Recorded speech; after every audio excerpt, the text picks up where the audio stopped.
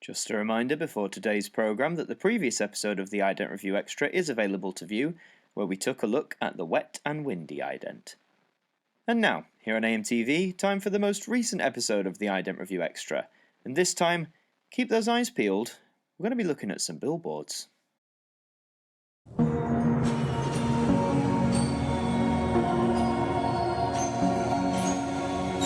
Hello, and welcome to the Ident Review Extra, the spin-off show that takes a look at one individual ident each episode and gives it the review it deserves.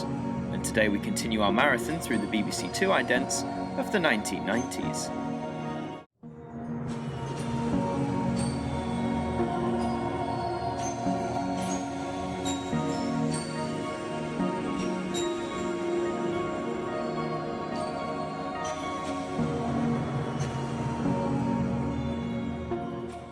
Today on our BBC2 journey, we take a look at another special ident that made its debut in 1992. In May of that year, the channel began a season of shows under the title Commissions and Collaborations, focusing mainly on art-based programming. So without further ado, let's take a look at an ident that appeared alongside it, Billboard.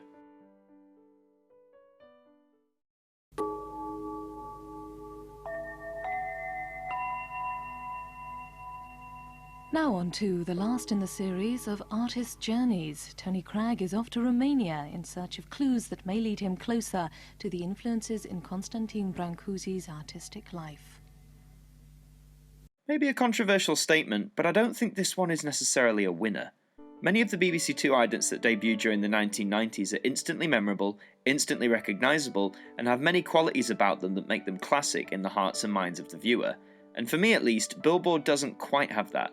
Whilst it presents a quality final image of the iconic Aqua Blue 2 set out amongst this stark white billboard, the final picture admittedly looks a little bland. Aside from the worker setting up the 2 on the billboard, nothing much really happens, and the overabundance of white here just makes everything seem so stark and clinical.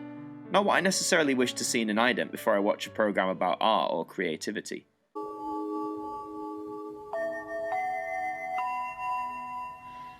First, BBC2 commissions a designer interior to provide the setting for tonight's dance house.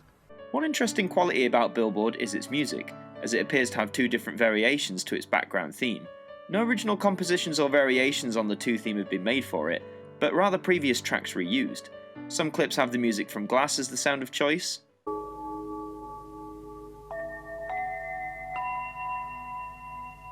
whereas others have music heard in Copper Cutout. First, Anthony Minghella's imagery and Carolyn Choi's dance, On the Seashore. Whilst both tracks work well with the sequence, I do ultimately prefer the Glass version. The Copper Cutout one works okay, but sometimes when I hear it, I watch and it sounds relatively out of sequence. Just something not quite right about it. Ultimately, with reused music and a rather lackluster sequence, I can't help but feel that Billboard comes off as being thrown together on the cheap. I'm sure it has its fans, but for me, it serves as an ident from the era that can truly be forgotten easily. I couldn't find any concrete evidence to suggest whether Billboard existed just for the commissions and collaboration season, or if it lived on for a little longer.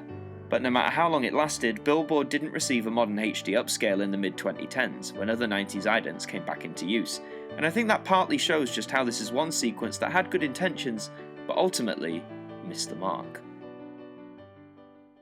And so we've come to the end, but before we go, the final words from our broadcaster.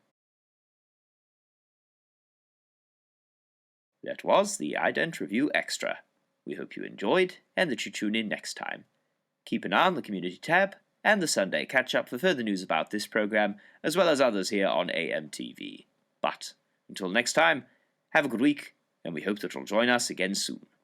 Good night.